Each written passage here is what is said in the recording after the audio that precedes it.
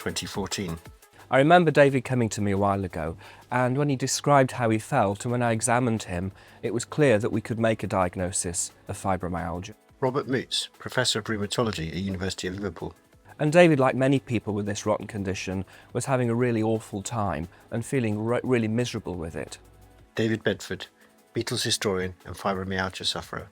When I eventually had to give up work, I was 35, and my doctor said, right, you've got fibromyalgia. You're going to have to get your head around the fact you're probably never going to work again. And from being active, I had a great job, really enjoyed it. I played football, cricket, golf. Everything had to stop in quite a short space of time. And he was quite clear to me. He said, it's now a battle of the mind. You've got to find something to occupy your time. And the Beatles then, in a way, took over my life as a therapy and has been for the last 10 years. And what ended up being my book just started out as something to do. And really, it just became the next chapter of my life. So if you'd have taken the Beatles out of these last 10 years, I'd have been sitting in a corner somewhere twiddling my thumbs, feeling sorry for myself. I think David's the first person I'm aware of who's been prescribed writing a book about the Beatles as treatment, but it doesn't surprise me that that's helped him. What he's done is helped focus on something away from his disease, do something that's interesting and practical and useful. And I think by doing that, that's actually been a big component in his recovery. 2024. So Dave, last time we saw you, I think your first book had just come out. So obviously quite a lot's happened in the meantime. Can you talk us through? Yeah, quite a lot. For me, it's funny, my level of contentment was seeing my book Liverpool on the bookshelf in Waterstones. It had been a dream, it had been this mad idea for years. I was actually writing a book. So when I saw it up there on the bookshelf, I was happy. Yeah. If nothing else had happened, I'd have been happy and just carried on with my life. Yeah. But the book sold out in 18 months. Wow. Worldwide, and suddenly everybody was talking about Liverpool. Yeah. And life just hasn't stopped since then. Yeah. So I've now just finished writing and publishing my 8th book. Wow. I've got 2 more I'm working on at the moment, with another couple of them planned. I've been to the United States, I think, about 15 times. Wow. Around the UK, around Europe, getting invited to talk. I've been on podcasts, television. And then probably the biggest thrill in a way was making a documentary called Looking for Lennon. That was such a new experience for me because I'd never done anything like that before. Yeah. And then from that, we just finished a second documentary about the Beatles in Hamburg. Yeah. And I'm consulting on about 3 different television series.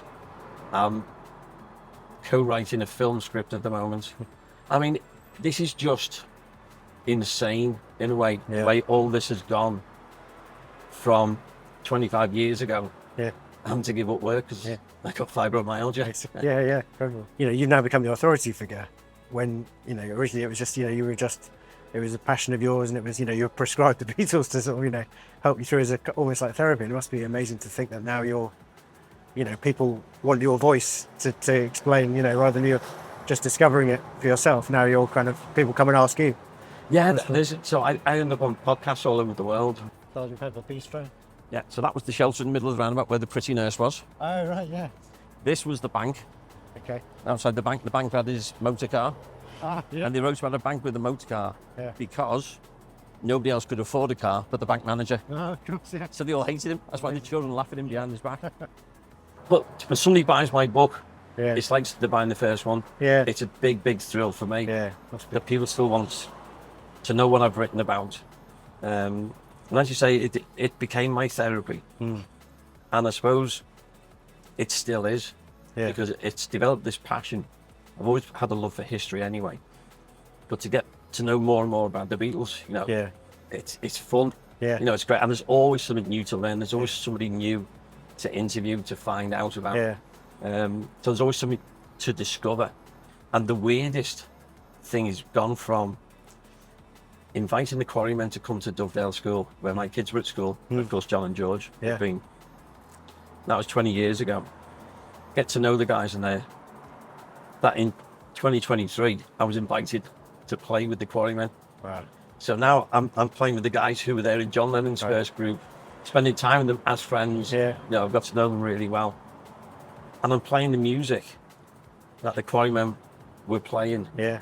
all those years ago, that skiffle, which is so much fun. Yeah. I think sometimes I pinch myself Mm. and I think, how did I get here Yeah. from where I was? With, you know, at times was the depth of despair Yeah. of having to finish work at 35. Then Yeah. what am I going to do with the rest of my life? Yeah. It's mad. Incredible. How did that conversation come about between you meeting the Quarrymen and then inviting you to join the band? That's quite a big leap. It is. Rob rang me up and said, "What's this about you playing the guitar? You never told me that." I said, "I just never came up." She said, "Well, I'm doing my skiffle talk. I'm going to play some songs. If you're doing your country talk, do you want to do some songs together?" I thought, well, yeah, of course. Well, because Rob lives down south, we had no time to rehearse.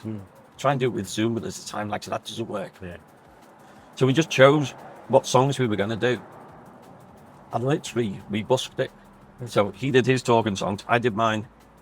And then we did about 10 songs, and it was just so much fun. Brilliant. We had an absolute laugh. So we did that a couple of times. And then from that, he said, "Well, do you want to come and join the Quarrymen?" Amazing. Well, that was a tricky one to answer, wasn't it? Yeah. So with fibromyalgia, when we interviewed your mum, she said about how it affects your short-term memory. So it seems really interesting that the fact that you've been doing these books, as well as it being therapy to have something to keep your mind occupied, it actually there's a way of storing information, and it must have been really helpful for you, you know, for your own memory as well. Is that? Well, it is good. It's still an issue. I can forget conversations. If I don't write things down, my phone is just full of reminders. From simple things, everyday things like remembering to take my medication, stuff I've been on for years and years. But if I don't have that reminder, I'll forget to do it. Yeah. And how generally your health? You seem much healthier than the last time I spoke to you, and you're walking really well. So how's that been for you? Pain-wise, it's still exactly the same as it was back then. Still rheumatic, so bad weather. You know, it's terrible. But because I've had it for 25 years, I've learned to live with that. You know, and then I've got arthritis, bit of osteoporosis, diabetes, blood pressure problems, various stuff. But what I've learned to do is to cope with it. And I had an absolutely brilliant GP, Dr. Griffith. He was fantastic. And one of the things he taught me very early on was about brain distraction. And that was key, is that if you keep your brain occupied, then you haven't got time to be thinking about what pain you're in. Yeah. Now, thankfully, because I've got a very creative brain, my brain is always working. Right. Yes. So it's a hell of a mental battle you've got to go through to say, I'm going to walk, it's going to hurt, it's going to do me good. Yeah. But by doing that, I lost nearly 3 stone Wow. in weight. Yeah. And with diabetes, I had to do that. With blood pressure, I had to do that. Yeah. I've kept that off. And again, what I've always been really good at is masking what's going on. Must feel amazing though to go from that, like, I need to walk, it's going to hurt me, to be like, I need to stand on stage, play a bass guitar. I mean, that's quite a leap as well, isn't it? It is.